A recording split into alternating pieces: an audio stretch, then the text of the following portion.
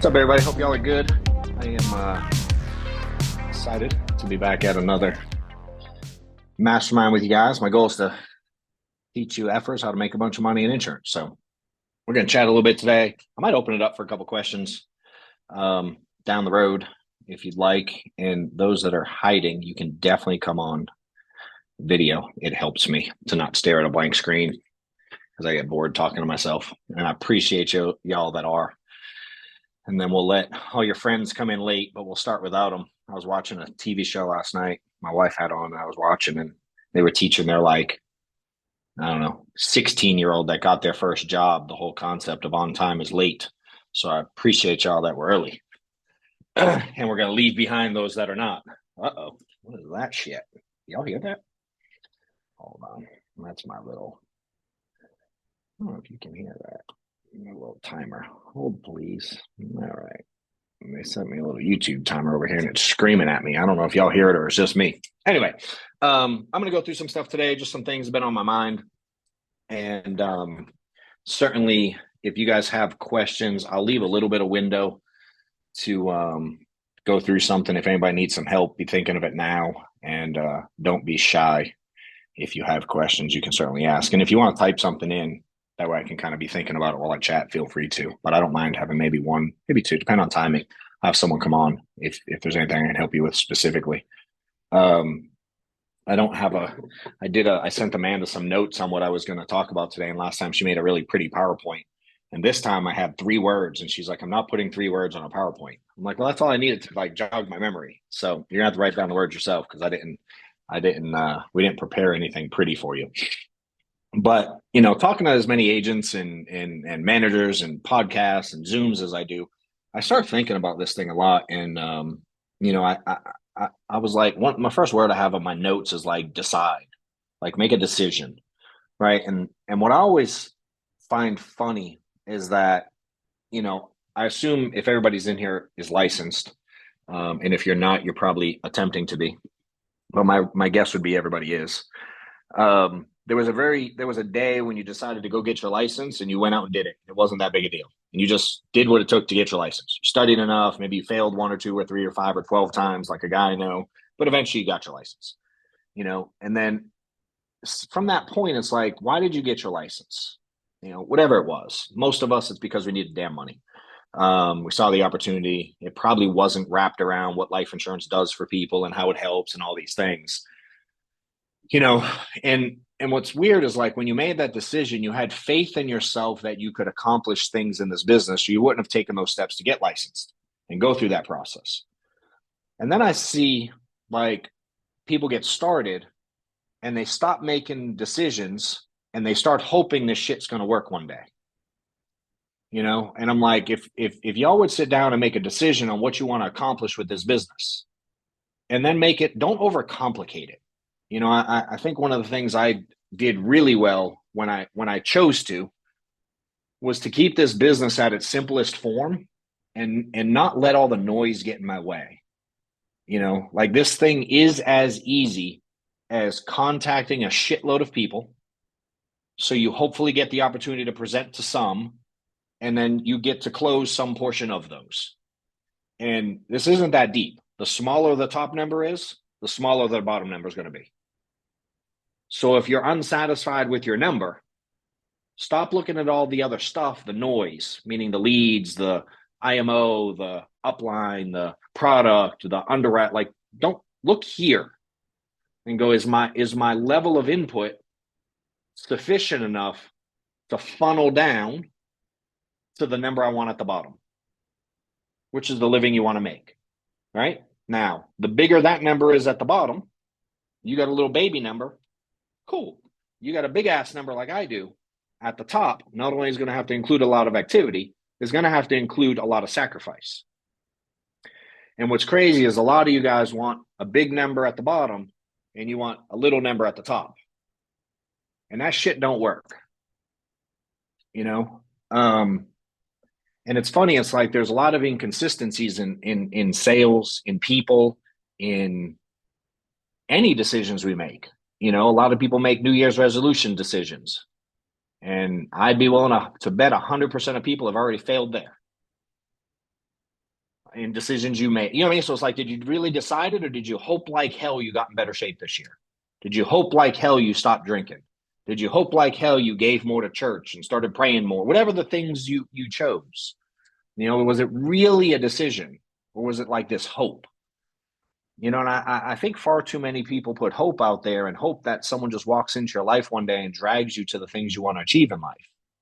You know, and for me, what I made it really simple. I decided I needed to make this much money to live the lifestyle I wanted to live, whatever that number was. At the time when I really made the decision to change, yeah, I want to make 250 grand. Just being really transparent. That's what the number went from, like, I want to get by to, I need to make 250. And then I had to look at it and go, all right, what do I got to do to make the 250? Right. Well, I was doing this much to make the 60 grand I made the first year. It wasn't that deep for me to figure out if I wanted to go from 60 to 250, that's 4X. I probably had to do 4X to work. Where I think many people are trying to get 4X better at closing, 4X better at overcoming objections, 4X better at some smooth sales script that closes everybody. And I didn't take that path, and I've never taught that path. You know, now, if that happens to be your path, amen. Ain't mad at you. You know what I mean? But like, if you take the concept of the bell curve, that's not going to be in the. And everything I teach in this business is for that middle chunk, whatever it is. Someone probably smart on here knows. I think it's like 68% or some. There's some number in the middle. And everything that's. I read this book once called Outliers. And it's like outliers is like, it's not the norm. You know, some of us call it a unicorn. Like, I don't train on a unicorn. And what I've learned is a lot of agents want to be a unicorn. They want to be the top producer just with the current level of thought process and activity and lead purchases and client acquisition and referrals and, you know what I mean, like hard work. So I think it's like, all right, let's make the decision on where we want to be. Again, you can do some really basic math and figure out what it would take you to get there based on your current skill set. And I was okay with that being the answer. I tried so hard for so long to get so good at so many pieces, and it didn't move my income the way I wanted to move my income. You know? So it's like, I'm trying to think, how can I explain this? If my children needed to raise money for school and they go out and sell those chocolate bars around the neighborhood, and he wanted to sell $100 worth of chocolate bars to earn some stupid toy that he gets for selling it, but it's really to raise money for the school. And he sells $25 worth of chocolate bars. And he was outside for an hour. And he came to me and he's like, yo, how do I sell $100? I'm like, well, bro, I love you. You sold $25 in an hour. This ain't that deep. What if you walk around the neighborhood for 3 more hours? Wouldn't you hit 100? I'm not going to go, all right, here's how you sell people chocolate bars, son. When you get to the door, make eye contact, shake their hand hard. And then here's the script you use. And make sure you memorize the script before you get started. And then there's a training on Tuesday on how to sell chocolate bars. Make sure you get that. And then download the PDF on the 5 coolest ways to sell chocolate bars. I ain't doing none of that shit.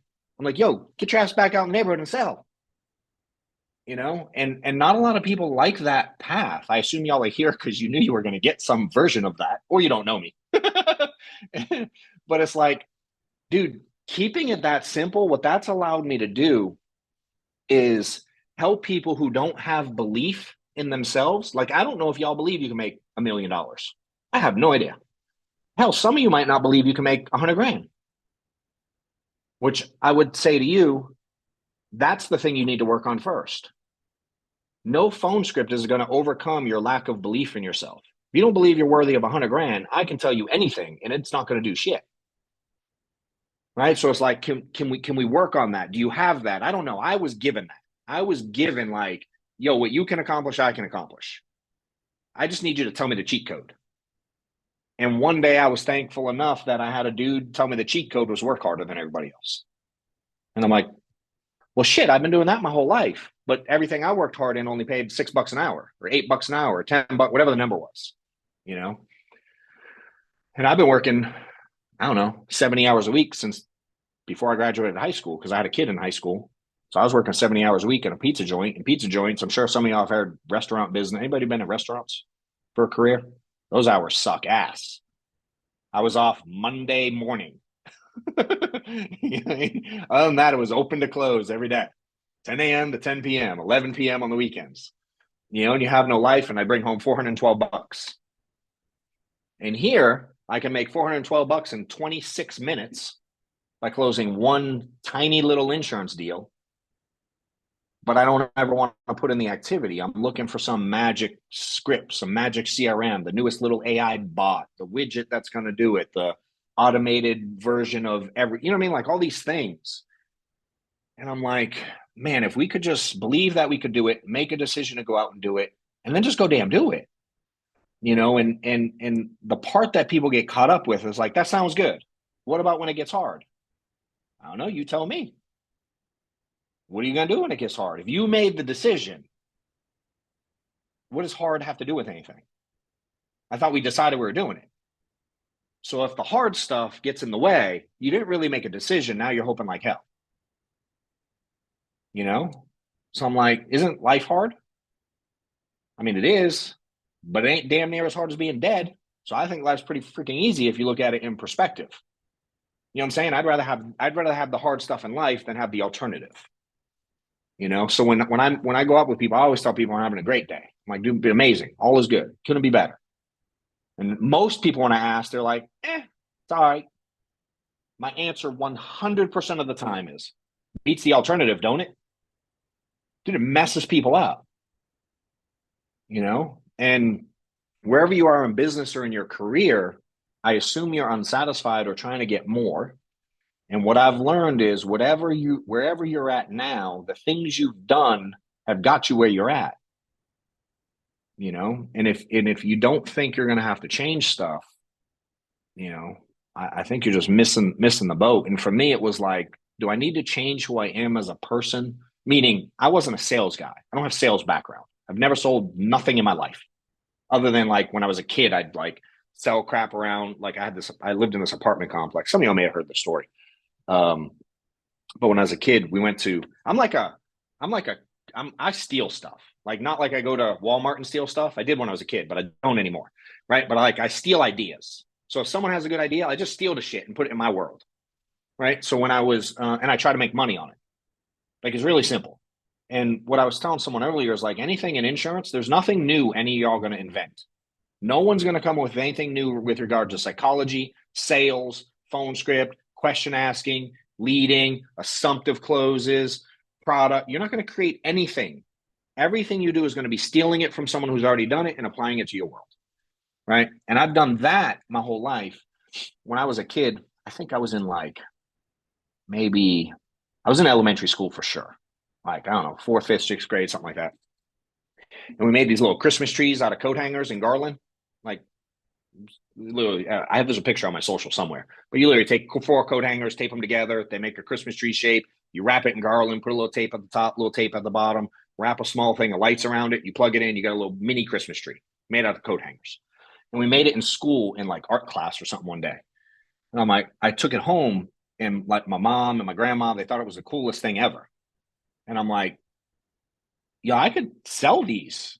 So I made my mom, I got some coat hangers out of her closet, and she went to a little dollar version of Dollar General at the time and bought some little garland and coat hangers. And I ran around. We lived in like a 12-story building where I grew up. And there's like the projects. And so it was a lot of single moms and grandmas raising kids, and a lot of punk ass kids that didn't have like dads around and had daddy issues. We were all a pain in the ass. So I'd run up and down the hallways, knocking on doors, and I'd sell Christmas trees as a kid. And I just stole the idea from school, and I put a price tag on it, you know? And this to me was the same thing. I was just like, dude, insurance already exists. Leads already exist. And people are always like, what's the best lead? I'm like, dude, they all suck. Can you just call through them? I mean, there's not going to be your version of magic. And if I gave you the best lead, let's pretend I have it. I'm like, I got the best lead. And I tell you, is it going to be the best lead anymore tomorrow when all you use it? Of course not. Right. So we have to have this dynamic ability to adapt to change in our industry, you know, and behind the lead, though, is a person, and the person behind the lead gives a shit about their family. And they want to make sure when they die, they leave their family in a good situation, just like y'all do. But we tend to look at a lead as just this piece of paper that we paid for versus what it really is. And when you understand like the burden, I think I was talking to, I think it was dude K-Rev a minute ago on your call. I think me and you were talking about this. Have any of y'all ever called a lead and by the time you got a hold of them, they were dead? Has it ever happened? What would have happened if you called them more aggressively in advance? Like you had the lead when they were alive and then they were dead. Like, I don't know, dude. In some kind of way, don't you feel like bad about that? I did. I'm like, yo, I can't let that happen. If that drives you, maybe it's the money, maybe it's that. I don't know. But I always looked at it and I'm like, I have this fear of calling people or the lead is bad. I'm like, imagine, I assume y'all have requested something from some company somewhere at some time in your life, an online form, those little things in the mall that you fill out to win a free car or get curtains or, some Facebook ad or, hey, like I'm building a house and we did this. I'm putting in like a golf simulator. And so I went online to this company and I filled out my name and phone number and email. And 3 minutes later, he started calling me. I'm a fucking lead now. And this fool keeps calling me. But I wanted him to call me, but I didn't answer right away. You know what I mean? And I'm like, some people on the back end would have been like, this lead sucks. He don't answer and quit calling me. You know what I mean? And I almost wanted to play and see like how many times he would call me to like play the game. It was just like shit curiosity. But I'm like, I really just want the damn thing. So I called him back. I'm like, I need A, B, C. Can you help me? Like I knew exactly what I wanted. And I think timing is a funny thing. So it's like when you're looking at these leads, are you calling it a shitty lead? And again, imagine if when you filled something out, if you think about maybe the last thing you requested, and were you like insanely responsive to the salesperson that reached out, or the email they sent with instructions, or hey, go to the website and buy it here, or like think about something you weren't immediately responsive of that you inquired about. And then imagine on the other end them going, that effing lead sucks. And I'm like, do you really suck or were you just busy? Or did something come up? Or life hit you and you didn't have time for it today, or you just weren't in the mood today, or whatever. And it's like when you're going at clients, maybe something else was up. But we tend to go, they were busy, they didn't want it, they didn't need it, they said they couldn't afford it, they said they didn't fill it out, and you believe them. I'm like, y'all still believe that shit? That's on page 1 of how leads lie to you. They're going to tell you they didn't fill it out. Why? Because you hang up and call your lead guy and yell at him. And my thought process is on when people go, leads suck, I'm like, the lead company is in business. Someone's got to keep buying them if they're in business. They sure as shit could be in business if they were that bad. You know what I mean? I would say the masses would eventually quit them. So I eventually had to go like, all right, there must be something I'm doing. You know what I mean? Maybe my approach is incorrect. And I just started looking at it and went like, man, it is a mom or a dad or a grandma or grandpa or whatever. And they probably give a shit about their family. Right. So my approach became different. And then when I started thinking about the potential for someone to pass away on my watch, my approach became even more different. And then I started thinking, you're like, what if they get mad? I get that a lot. What if they get mad because I called? Like I had a rule. You had to tell me no on the phone and in person. Y'all ever watch, what's that show? I think I mentioned this last time. $1 Million Listing. The dude from New York. Ryan, was it Ryan? I think someone will know. If someone knows the name, tell me. If anybody watches that, it's a really cool show. Anyway, his version. He goes, I found someone posted it. Anybody know that show, $1 Million Listing? Where they sell real estate in New York. It's really cool. There's a couple of y'all seen it. This one dude's pretty popular on social, and he sells like an obnoxious $1 billion worth a year worth of real estate, like a really big number. And his thought process on leads is, I will follow up weekly till they die. Pretty successful dude. I'm like, That's a good one. And he has a lot of stories where he's like, yo, I followed up with this guy for 7 straight years before he bought a house.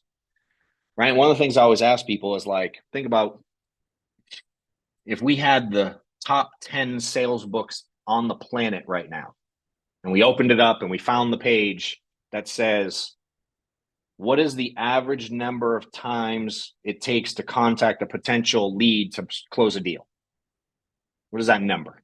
Someone can type, y'all can type it, you can think it, I don't care. But the average number of attempts it takes to contact a potential client to close a deal.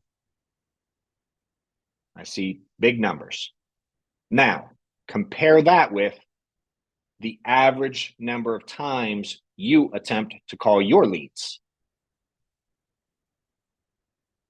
I've never seen them match.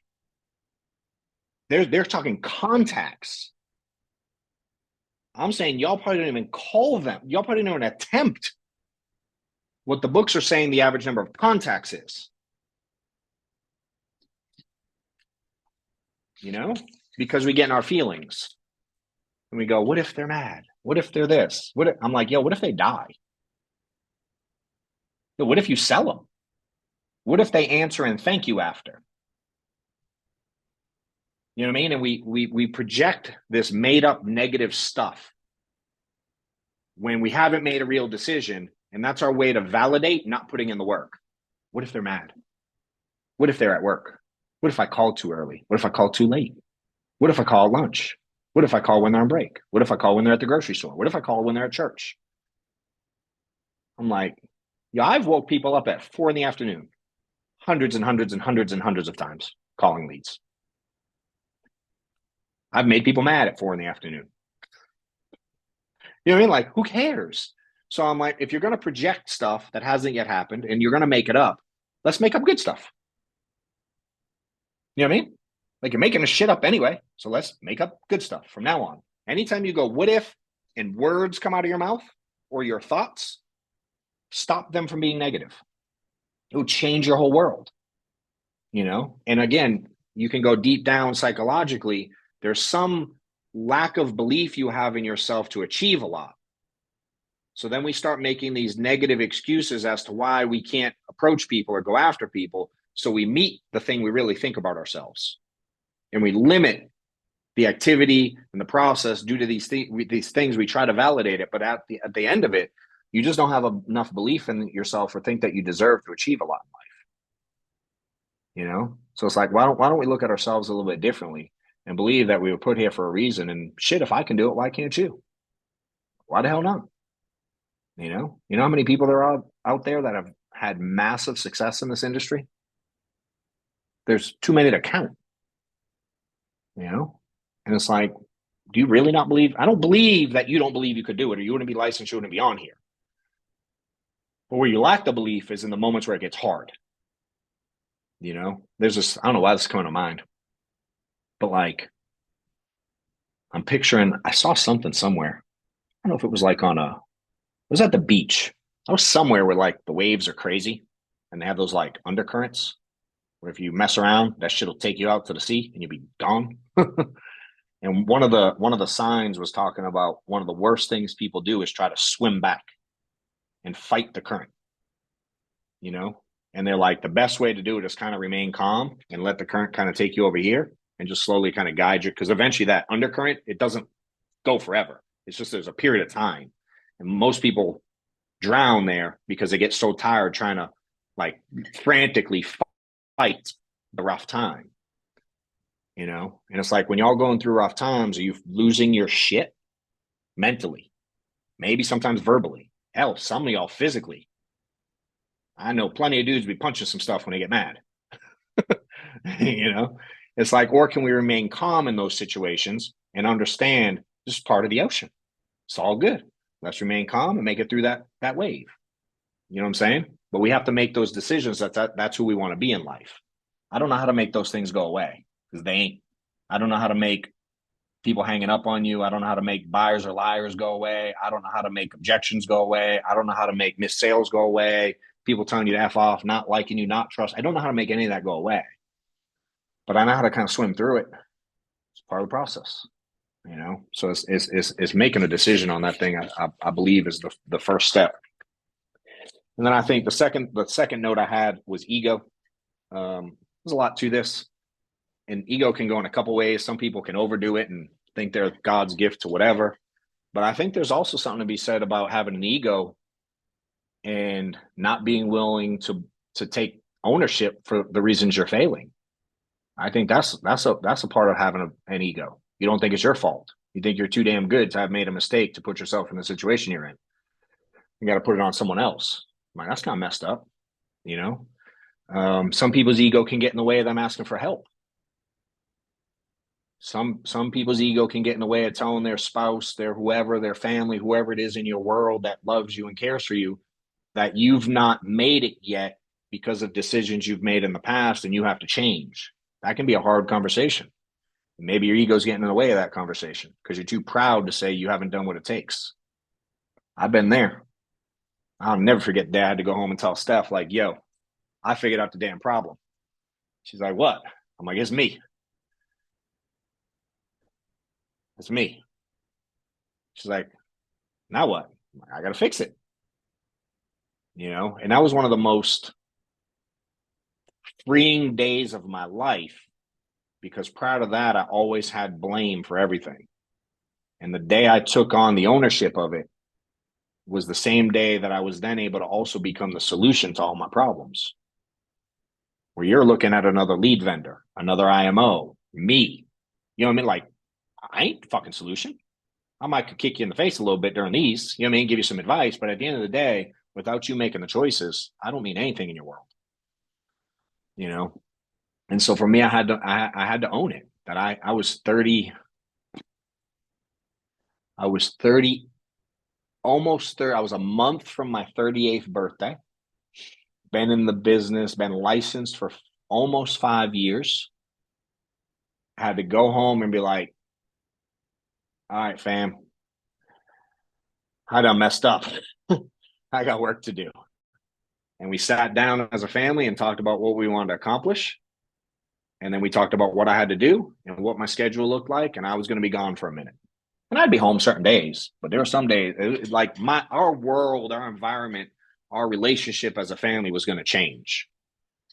I remember like it was yesterday. Steph and I used to every night. She would go into work at 10 a.m., which meant she would wake me up at 9:30 right before she left to go to work. So 2012, 13, 14, after I left the accounting job and got into insurance, so 2013 and 14, I'd sleep until 9:30 for sure. And then I'd watch Sports Center while she went to work, and I'd eat Cocoa Puffs and whatever in bed and watch ESPN and on repeat. And then she'd get home at 6, and we would 100% of nights lay on the couch and watch TV till 11. Big Brother, Real World, Road Rules Challenge, Survivor. What's the one where they travel around the world? Where they do all those competitions and stuff. And we used to watch that one. And we would just sit there and watch junk TV. I used to watch Real Housewives of Beverly Hills with her back in the day. Now I want to dig my eyeballs out with spoons when that stuff's on my TV. But I could still tell you the name of all the chicks in it from back then, and that had to change. So now it was going to be like, no, I'm not going to be here. I got to go these days. You get a window, right? Now she had to be okay with it. She wanted more too. So her sacrifice was she had to deal with all the shit at home while I was gone.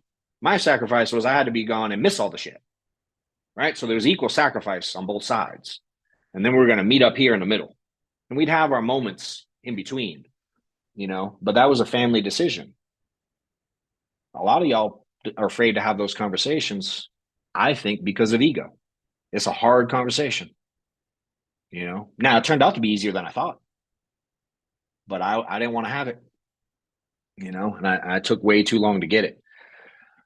And then there's the last thing that I'll talk about, and I'll open it up after this one. I have down, it's a funny dynamic. I have down patience and urgency in the same thing. And there's this, it's like, I'm telling y'all to go get it. But at the same time, I'm like, you have to be patient. You can't have it tomorrow. But you have to go at it like you're going to have it tomorrow, but you can't have it tomorrow.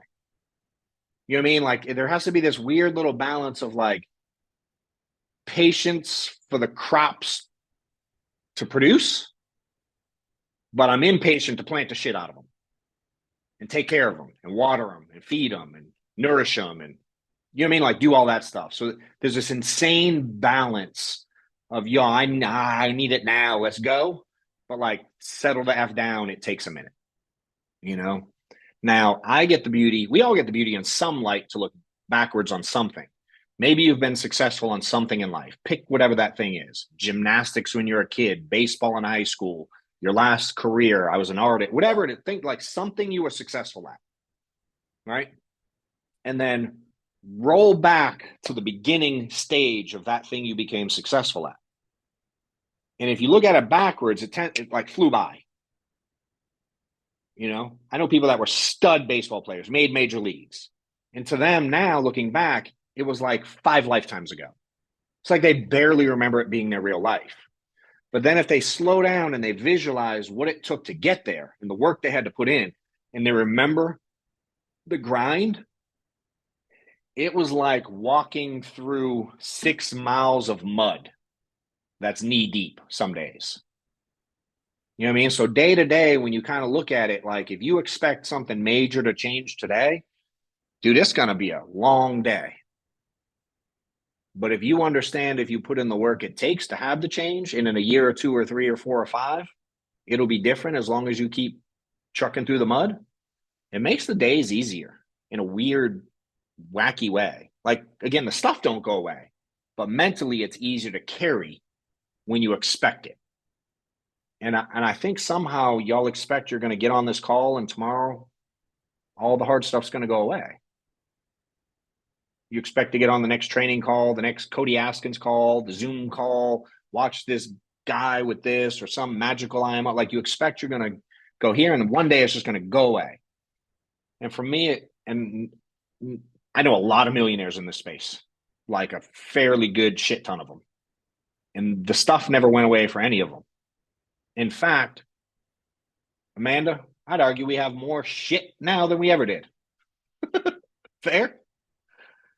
And like we got stuff, and it's hard stuff and expensive stuff. But hey, do you have the sign right there? Yeah. Show them. We got this today. It's so cool.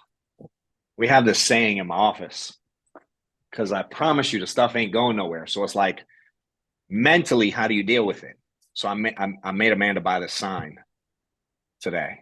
Can y'all read that? Oh, that's bright. It's very bright. Can you read it? It's the windows, man. Stand in front of the window. Like block the window a little bit. There you go. Y'all see it? Always something. Always. Always something. It's mother effing always something. Something always goes wrong. Someone always pisses us off. Someone always does something stupid. Someone always forgets something. Someone always misses something. So every mother effing day, something in our office drives us crazy. 100% of days. So I'm like, yo, we're buying a sign. Now, what are we going to do? What did I say we got to do next, Amanda, with the sign? You Add remember? something after it.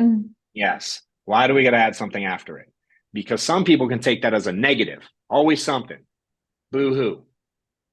I'm like, you know what I see? Always something gives us the opportunity to grow. Always something gives us income and revenue opportunities. Always something gives us the ability to scale our company more.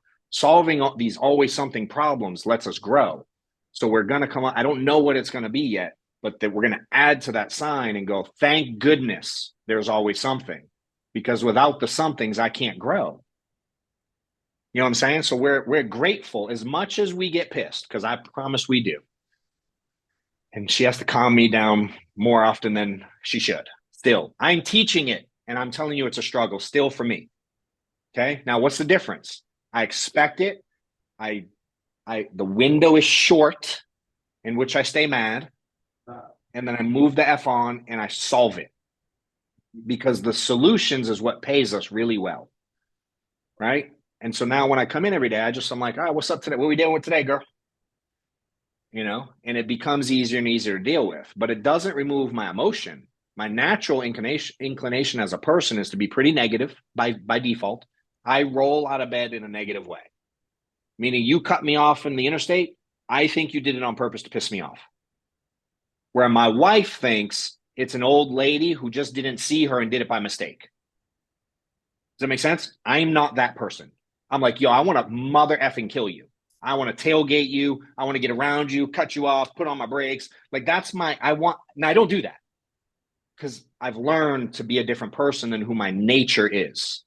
It takes control, Now I'm not perfect. So some days I still do get mad, and some days I make Amanda mad because she told me yesterday, it's not what you said, it's how you said it. I'm like, got it. I'm trying my best, So it's like, my point of this is it's never going to be perfect. So you're going to have a lot of patience, not only with the process and the business, but with yourself. You're going to have grace with yourself and understand that if you're like me, which is broken as fuck in a lot of ways, it's going to take forever and you're still not going to figure it out. But you're going to get further ahead in life if you practice it and work on it every day. No different than if I go to the gym every day and I move a little bit of weight and I sweat every day and I eat fairly good, I'll probably be in fairly good shape for the rest of my life. But I'm never going to have 0% body fat. And I don't suspect at my age now that I'm ever going to get to a point where something's not sore. Every day something hurts. I had an MRI on my shoulder today. My left hip hurts. My back hurts. It's always something, literally. But I still go to the gym every day. Maybe I don't lift as hard today as I did yesterday, but I go. Because I'm I have goals I want to achieve in my personal world and my physical world and all that stuff too. And for me, these 3, maybe 4 things, have kind of been the core of who I've had to become who y'all see or what y'all think, and you're missing, all you see is like a glance or the shit I put on social.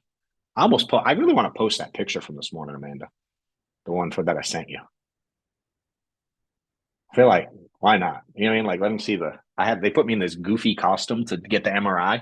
So I sent her I took, I was thinking those videos they do on like Get Ready With Me videos where they show their outfits. And I had to wear this like blue paper hospital gown thing. Like they gave me a vest that buttoned and these goofy shorts and I put them on. I sent the picture to some people. I'm like, that's like actually real, and I don't know, just know there's more behind the scenes and this took more work than mental work than anything else. Just being honest, the call leads, talk to them about insurance, identify problems, provide a solution, take an app, get their banking and routing and shit like that and hit submit and get approved. Like that shit's easy. There ain't nothing complicated about that. You want to make a bunch of money, do it more. You know what I mean? Average app's $1,000, $500, call it whatever your average is. Call it $1,000 for easy math. You want to make 10 grand, go write 10 apps. You know what I mean? You need new tires, go write 2 apps. You want to go on vacation, go write 5 apps. You want a $500,000 house, go write 500 apps. This is not deep. You want to build something crazy? You want to get bigger than that? You're going to have to teach people how to do this. The reason we can live the way we live is because I've taught a lot of people at this very simple core. You ain't going to catch me teaching phone script stuff. I don't give a shit about it. It has its level of importance, but it ain't top 10 on my list. I just think if you be who you are, help people get what they're looking for, which is to take care of their family, which ain't that deep. It's not like you got to identify a massive problem. We're all effing dying. There's no confusion there. Everyone has family. There's no confusion there. They all want to take care of their family. There's no confusion there. So you have something to sell for the rest of time. The question is, will you put in the work and can you get people to like and trust you and buy from you instead of me? That's it. And can you do it enough times to change your lifestyle? And if you want to get to, I don't know, you can get to $500,000. You can get to $250,000 easy as shit. You can get to $500,000 not too much harder. I mean, a little more work. $1 million going to take some mother effing work on your own pen, but you can get there. I got plenty of people doing it, but it's going to take some work now. You're going to be selling a lot, but you can get there. But to get past that, you're going to have to help some people make some money. And that's the only way I was able to get to the level of income we got. Is like, let's help a bunch of people make a bunch of money and keep it simple. And I like keeping it simple because I think for me, I want everybody to be like, well, damn, I can do that. I thought it was more complicated. I'm like, nah, they've been lying. So they can sell you a course. It ain't that deep. It's like, let's go out and put in the work, think about it right, and your approach with leads. When you're approaching someone's house or virtual or Zoom or whatever y'all do today, when you're approaching that sales situation, do you understand how simple this is at its core? Do your words speak in a way that you understand how simple this is? Do you assume they need it? Or are you actually trying to figure out if they have interest in insurance when you're talking to them? If you're attempting to figure out if there's interest, you've completely missed the point of how this works. And if you 100% know that someone needs it versus wonder if they might be interested in what you have to pitch, your words, your actions, your body language, your tonality, this is going to be worlds different. So I don't even need to teach you phone script or how to present. If your belief level's off, I could give you every word I say. But if you don't believe it, it ain't gonna work. You have no shot. It will not work. They'll hear it in your voice. Like I always say this. Think about if we all went to another country. We didn't speak the same language. Would you be able to tell if someone was nervous? You ain't got to say a word. Would you be able to tell if someone had fear?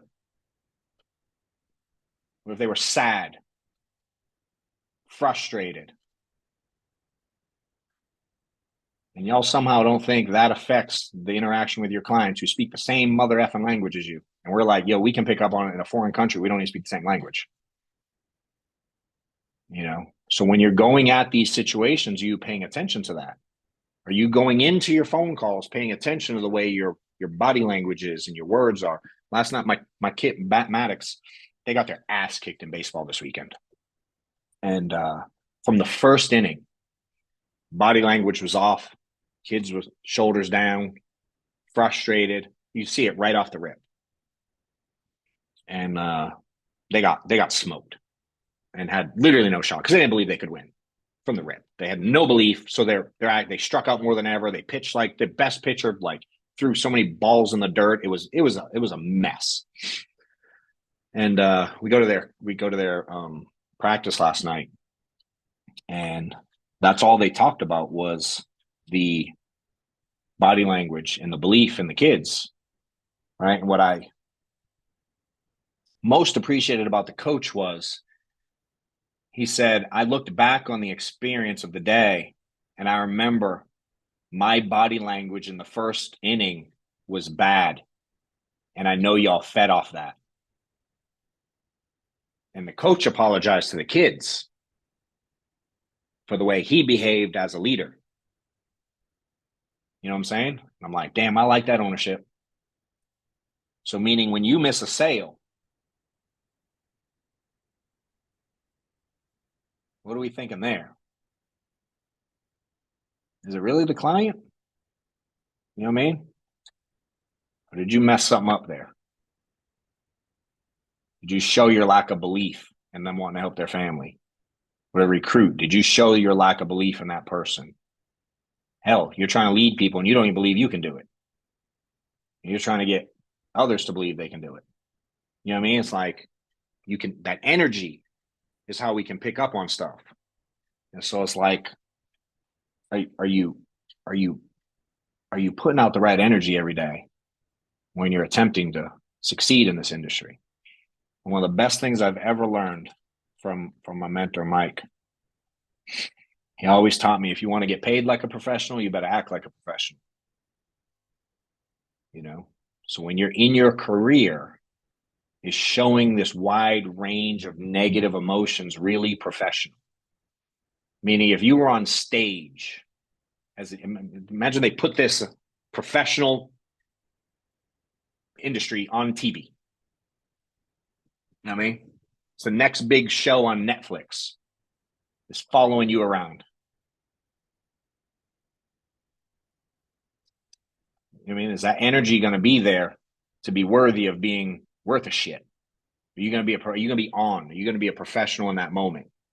You know what I mean? Are you going to let them see how weak you are in the moment and see all the negative and see you bumming around, feeling sorry for yourself when things aren't perfect? Whatever it is y'all do that you're unhappy with, you know what I mean? That's causing like all the, y'all know the real deal. Y'all know what's happening out there. You know what I mean? Feeling sorry for yourself, blameful, sulking, wishing, all this stuff. Imagine if that shit was recorded. And all the people you sulk and whine to, they could show it on Netflix. Like, here's what it really looks like.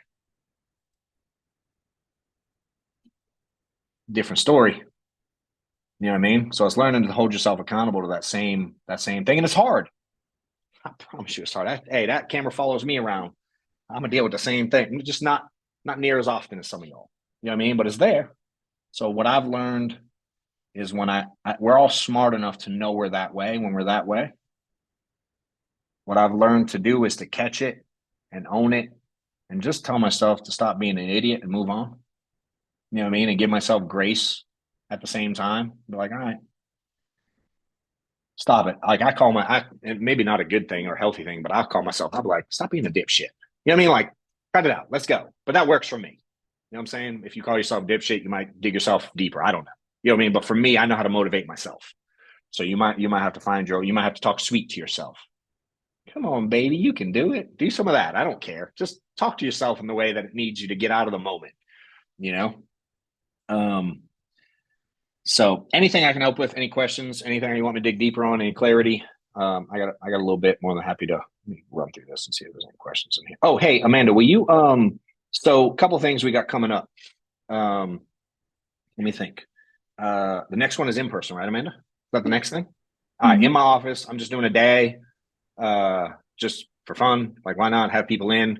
You can't stay after the hours. You can't come before, and you can't come back the next day till our next one. We love you all, but we're having a little window. You can come in then, and then you got to go. But it's May 2nd. Yep. Right? What day is that? What day of the week is that? Thursday. A Thursday? Thursday, May 2nd. What time are we doing? 9 to what? 2? 9 to 3? Something like that? 3. 9 to 3? Yep. Some of y'all know it better than me. Thursday, May 2nd, 9 to 3. They can register probably at the link Amanda puts, or I'm sure on the website, I would guess. Yep. Again, free, come in, learn some shit, ask questions, see what we do. I don't know. You'll probably come across some shit that we had to deal with for the day. Who knows?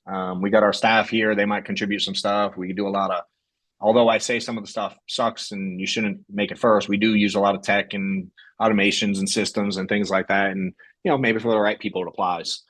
So we got that. And then the next one of these online Zoom is, it keeps moving on me. What's that say? May 15th. What day is that? A Wednesday? Yes. When you're going on vacation? Yes. You'll be fine. I love, but I hate. So May 15th, Wednesday, 2 p.m. You can register for that as well. Amanda just put links on. Again, I assume they're on the website. And if you're on our email list, you'll get them naturally. If you're not, johnwetmore.com, you can register. You get all the emails.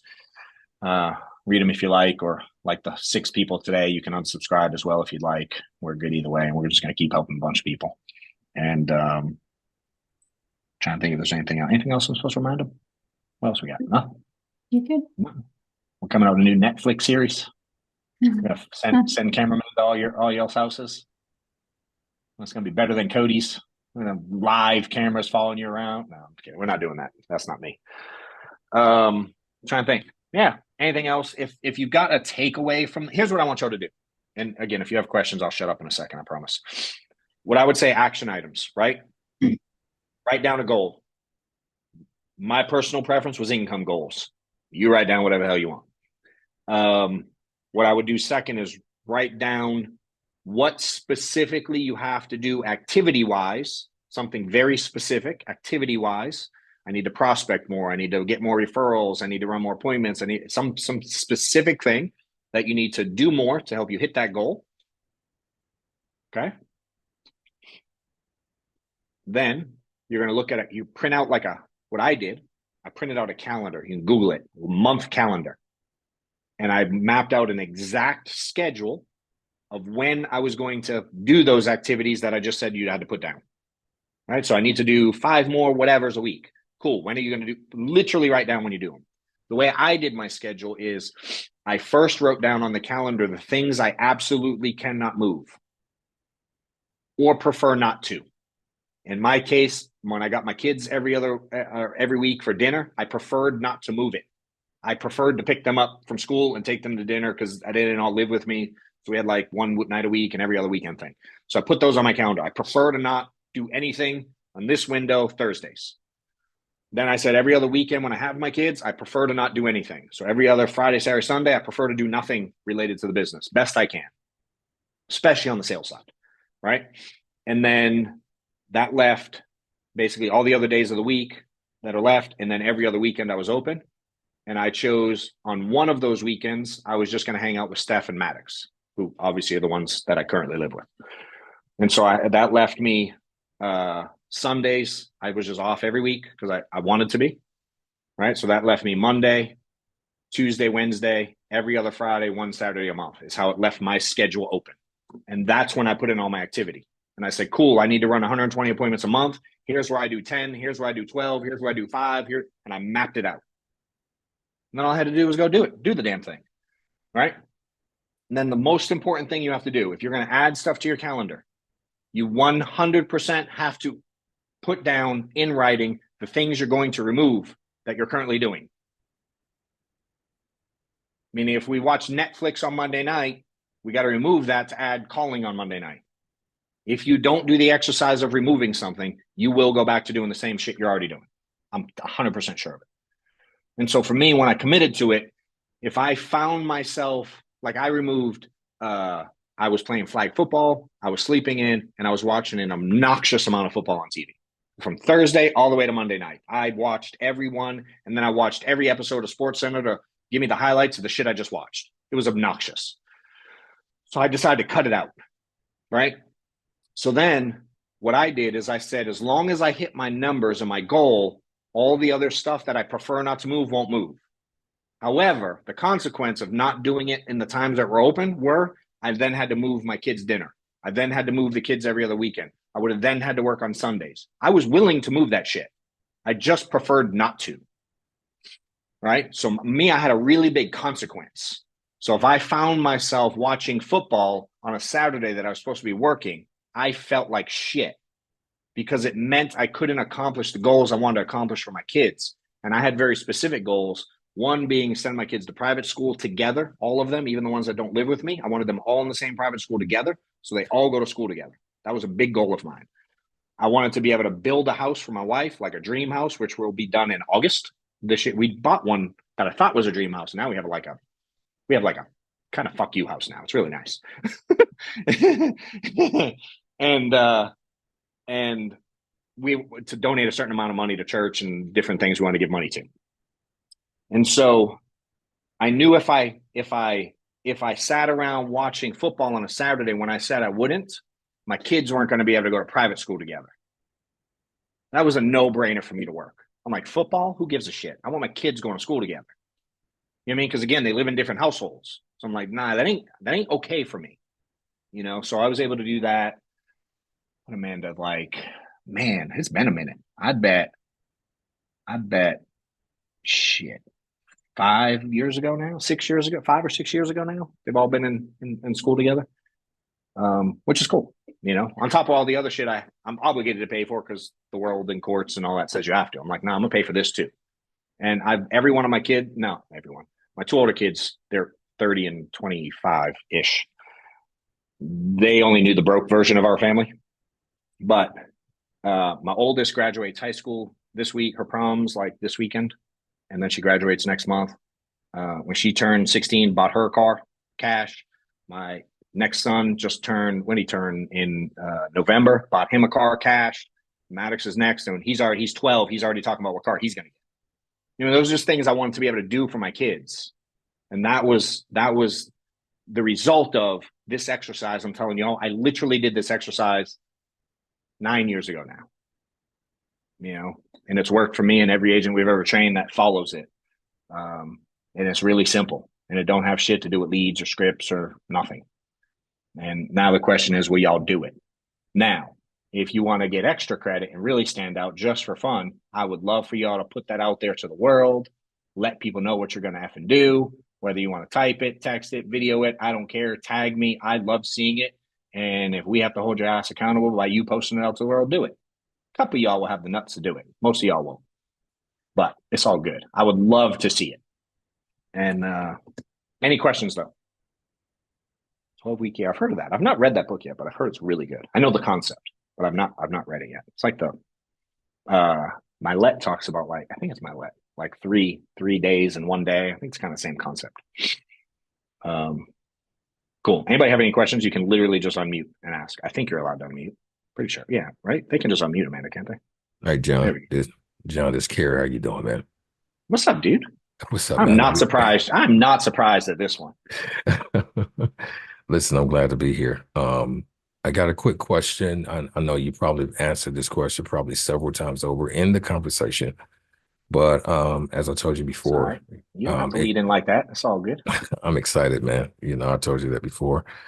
So what, just from your perspective and from all of your accomplishments and things that you've done, what do you think, it takes for a person to have the staying power to see the accomplishment through? Like, if I want to get this 125,000 or 200,000 within the next 12 months, what is it going to take for me to stay here, and keep that mentality strong and anchored to see that through, man?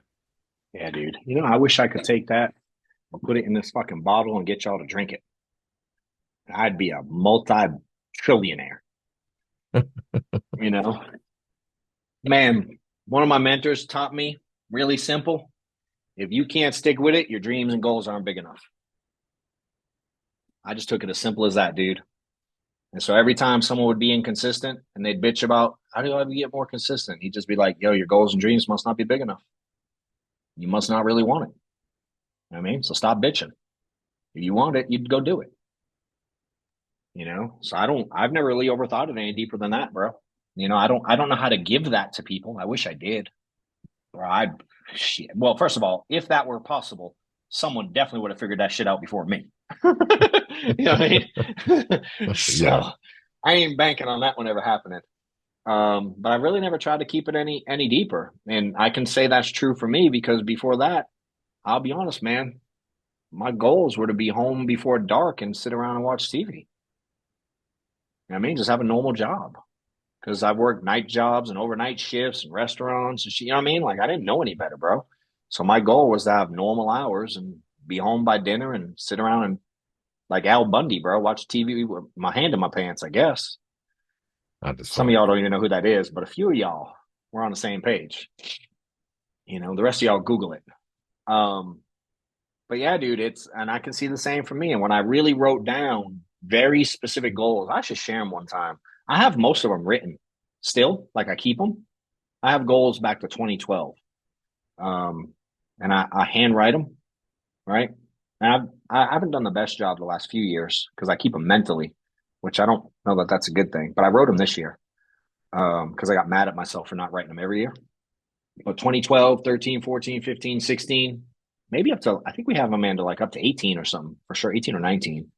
I literally have like a couple typed, most of them handwritten, and I'd write out very specific goals. I want to make this much money. I want to get this kind of car. I want to pass these people in business. I would like, I had names on the paper, dollar amounts, like I have specifics. And my favorite part of it was the exercise of checking them off as I hit them.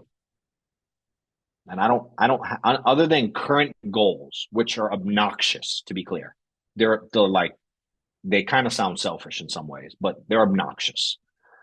Other than the current ones, I've never written down a goal I ain't hit. There's not zero have I not hit. You know what I mean? Because again, it's not like someone else hadn't already accomplished them. I want to make $1 million. You know how many fucking people do that? This should be an asshole. You know how many people in the world make $1 million? Wow. Now watch this. Do you know how many people would be miserable if they only made $1 million because they make significantly more. There's a fuck ton of those people in the world that couldn't survive on $1 million a year. They could. You get my point. Absolutely. Does that make sense? Absolutely. Like they would be like, what did I mess up? You know? So it's like, you want to make $100,000? Dude, really? Like that's almost minimum wage now. Like stop it. You don't believe you can make $100,000? Cut it out. $250,000? Like what? Brad Lee's like, yo, you ain't make $250,000. You can't even live. You know? And you can do some cool stuff, but you start making it. You know what I mean? Like getting $250,000. Yeah, hey, my kids all in the same private school. Hey, what's our bill amount every month? You probably know it. I think it's like $7,500 a month or something. And I got 3 of them now. Mm-hmm. You know what I mean? Just for them to attend, much less the books, the sports, all the other shit they do, field trips. One's going to Disney, one went to Dominican Republic, one's going overseas, like part of their schooling. You know what I'm saying? It's like you're $250 after taxes, you make 182 shit, I ain't 180, it's probably 128 grand. You know what I mean? 150 grand, whatever the number is. Like, yo, tuition alone's 100 G's. Get you a nice Escalade that you want, 150 G's. Buy your wife the, C-class Mercedes, another 90 G's. You know what I'm saying? Get you a nice 5,000 square foot house, 700 G's. Yo, $250,000 ain't cutting it. You know what I'm saying? Yeah. $250,000 don't go that far when you want to live big boy lifestyle. Doesn't.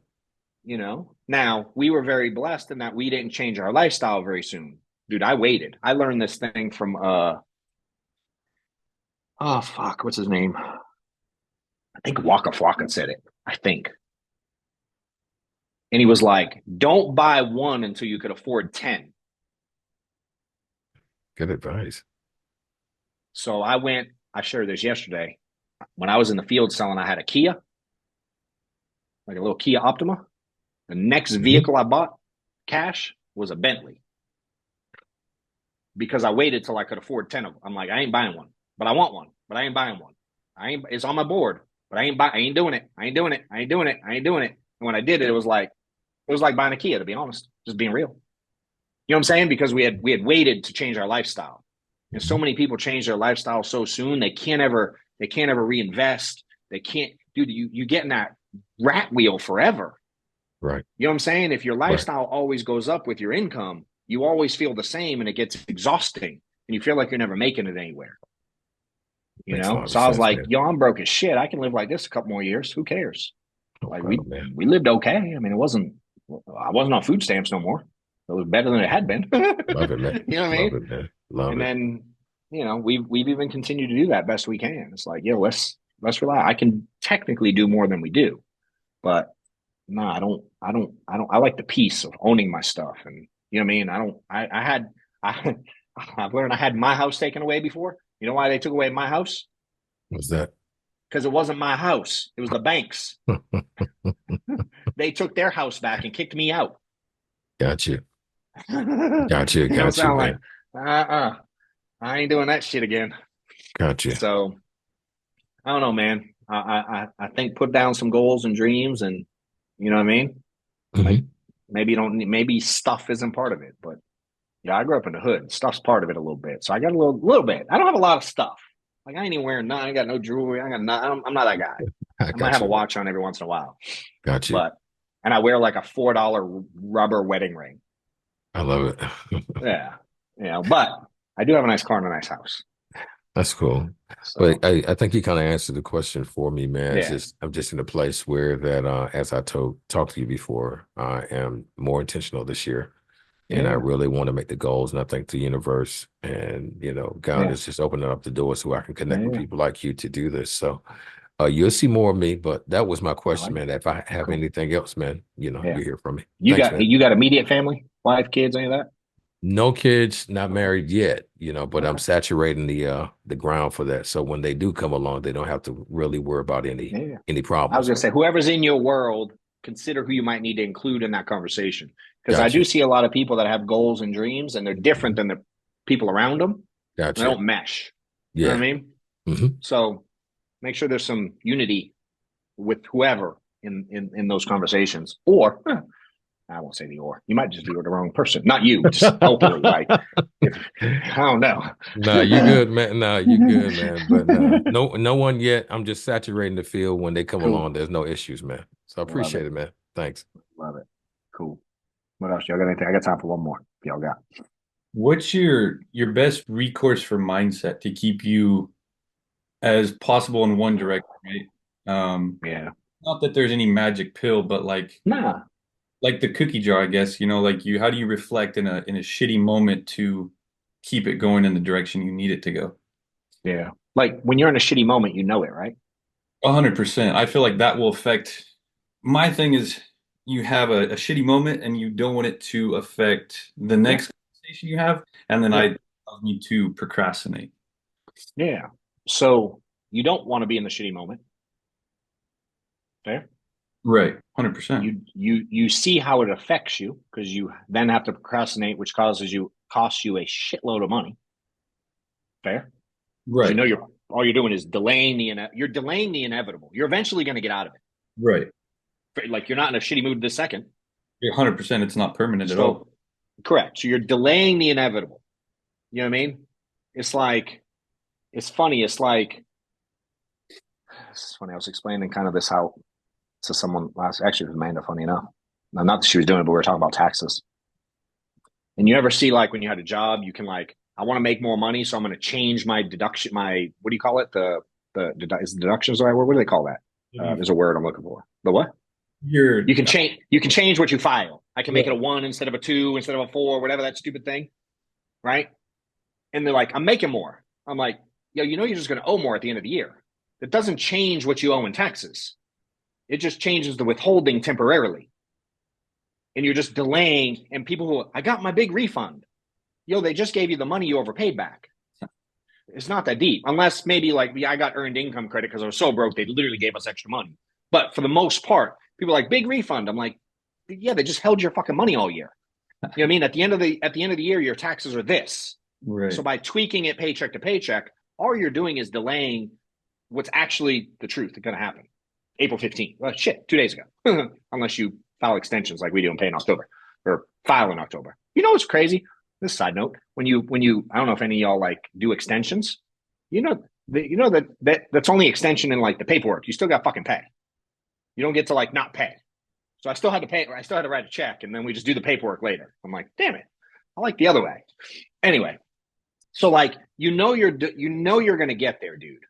Right? So it's like that gap, and you're smart enough to know you're in that moment. You're smart enough to know you don't want to be in that moment, and you're smart enough to know you're eventually going to be out of that moment. So it's like, your brain is really fucking powerful, dude. It's like dumb enough to let yourself in that moment, but smart enough to acknowledge you're in it. It's really fucking weird.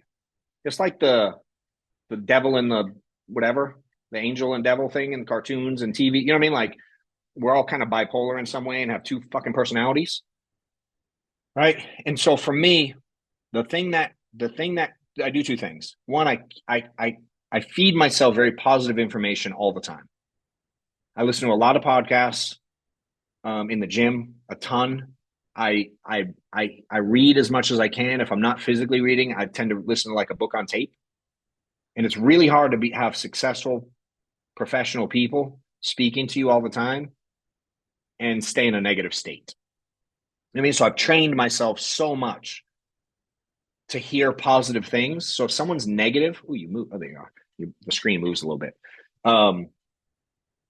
I've trained myself to hate like if someone posts, if I follow every one of y'all on Facebook, I'd be willing to bet within 30 days I'd not follow 80% of you because of what you post. The second it's something emotional, political, religious, opinionated, unfollow. I spend weird. I almost like deleted it the other day, but I have to go on and respond to people because I swear to God, I spend more people. There's a little button. I won't unfriend you. There's a little button. You hit the little button and you hit unfollow. I spend more time when I scroll hitting unfollow than I do reading stuff. And then after like 8 or 9 unfollows, I'm like, why am I even on Facebook? Let me fucking close the thing. I can't stand negativity. And coming from a negative person, admittedly, right? So I pay attention to what I feed myself visually, audibly, I think is the way you say it, right? I pay attention to both. And what I learned, dude, the kicker for me is you said you acknowledge all those things. So if you can't get past it on your own, dude, you're losing to yourself. And that sounds really fucking stupid to me. To lose to me, like, I'm good if I lose to you. Like, I don't like it. But I'm like, all right, better sales guy, works harder, smoother, more articulate, kick my ass, whatever. All right. But losing to me, I'm like, dude, I have a problem with that one. You know what I mean? And that's what's really made it stick for me. So when I do it, it's acknowledge it, catch it, get rid of it as fast as possible. It's an exercise. I acknowledge it, catch it, get rid of it. I'm like, yo, stop it, get rid of it. Dude, 100% of days I do this exercise, dude. There's not a day that goes by that I don't think something negative. Something about my past, something I regretted, something that frustrates me, someone who pisses me off. This is 100% of days I do this exercise. Yo, cut it out. You're losing to yourself. Stop. Go. So I give myself the grace to be human, but I don't allow myself to lose to myself best I can. You know? And some days it lingers a little longer, but a long one for me, you know what I mean? Like, really bad day, 30 minutes, an hour. If it went a couple hours, it'd be a long one. Like that don't happen almost ever. You know what I mean? A long one's like, 30 minutes, I'm moving. Like, that's a long one. Most times, under a minute, done. Under a minute, done. Under a minute, done. You know what I mean? And for me, taking a break, don't do it. I got to attack it. Like, I'm punching back. You know? So, that help? Yeah, 100%. I mean, recently I've been encouraged to increase lead spin. So basically putting more on my plate, where it's like, well, how could this even possibly matter when I have so much other things to actually take care of? So just Are you making any money on your current lead spend? Well, I just jumped from 1,000 a week to 2,000 a week. So yeah, I'm mad at that.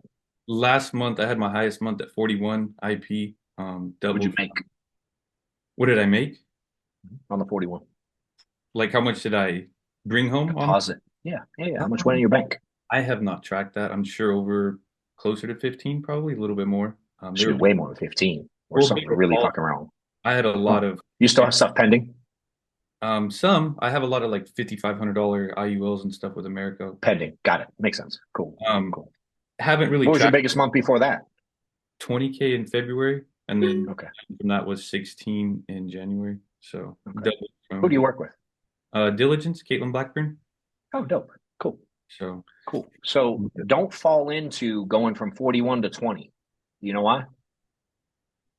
Oh, I feel like I don't know how to word it, but yeah, I mean, if I understand your question correctly, just because I went from 20 to 40 doesn't mean I'm going to go from 40 to 60 per se. No. I'm saying if you go from let's do this. What rough number, ballpark? What number percentage wise is going to fall off the books? They say about 25 to 30. Okay, call it 30, right? So if 30% of 40 falls off, what's that? You good at math? 40. Yeah. You did 41K, 30% falls off. What's that coming off? Ooh. Well, you're left with 10K if 30% falls off, or if no. So you did 41, 30% of that's 12K. Yeah. Does that make sense? So that you could realistically expect, maybe you're better, maybe you're not. Who knows? Right. But like if you aren't at least thinking about it, you'd be nuts. Okay. So let's say 12 falls off and you only issued 20. Right? And 30% of the 20's falling off. That's 6. Plus you got the 12 falling off from the 41. You ain't making no fucking money if you only issue 20. You know what I mean? You're going to end up in the hamster wheel again. Right. The downside of issuing a lot is more cancel. Right. It's not a downside, but you have to understand how it works. So if you come back down here, you're going to get whacked with the chargebacks from here, and it's going to hurt more than if you do 40-40. 100%. Then who gives a shit? Mhm. You know what I'm saying? You do 40, 12 falls off, you do 40 again. Who cares? Does that make sense? But you do 40 and you drop down to 20, dude, that thing's going to smack you. Same Right. concept. If y'all are out there going, those are big numbers. Do 10 and then do 3. Buckle the fuck up. You're going to get smacked. Does that make Well, sense? I went from February was 20 and then March was 40, 41. No, I know. Which I'm saying, April, don't fuck around.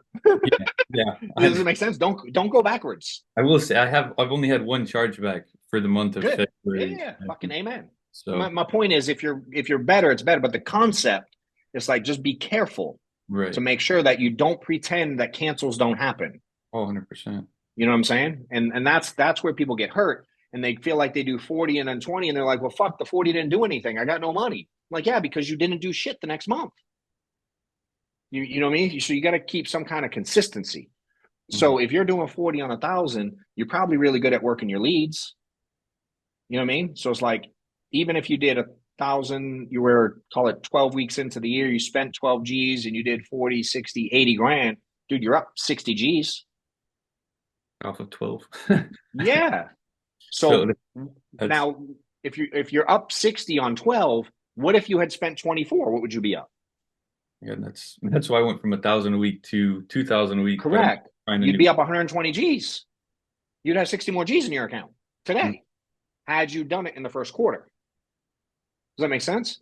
100%. The only reason I'm asking more detail is some people, the answer is that when they don't really work their leads. But I can just, based on your numbers, you're obviously doing you're doing a better job than you did in January and February.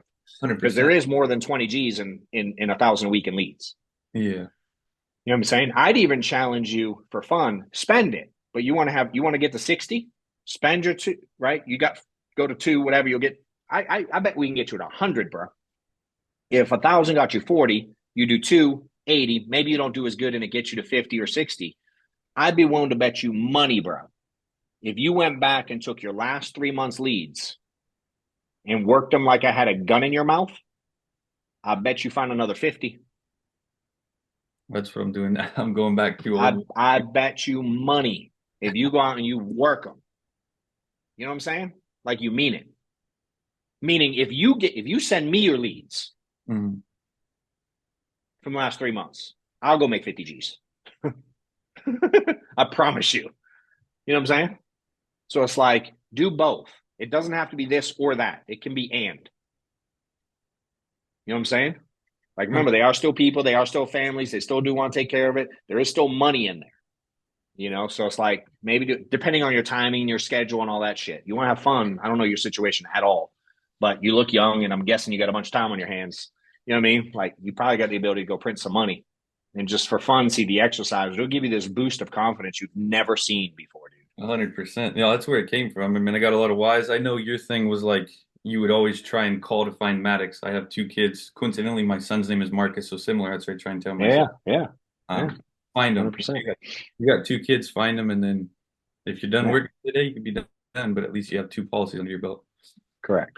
Yeah. It just that helped with the mental. You know what I mean? Because again, at that point, although I'm antsy and urgent to get to it because I have that mentality, I don't have time to be fucking frustrated about life. You know what I'm saying? I'm like, yo, let's go. I got to find this. You know what I mean? Like, I got a gun to your mouth. Yo, you ain't got time to be sad. Let's go. You know what I'm saying? And that's just mental tricks for me, dude. I'm jacked up. So you got to find what works for you. I can go like, dude, someone kidnapped Maddox. I won't sleep for 4 days and I'll call everyone under the sun. I don't give a shit. That self motivates me. You know what I'm saying? Some people hear me say it and they're like, you're psycho. I'm like, I started with that. I'm aware. You know what I mean? But it works. It gives me this internal, I can like artificially fuel myself through this trickery. Like, our brain is fucking, again, it's smart and it's stupid. I'm smart enough to know that I can trick my own brain into urgency by making shit up. Like, that's powerful to me. You know, I just have to keep lighting that flame in different ways. You know, make sense? Oh, 100%. I appreciate it. Cool. All right. Do y'all need anything? Let me know. Hit me up on social if you need. Otherwise, we'll see you up somewhere in the next one. Thanks, Sean. Appreciate it, man. Later.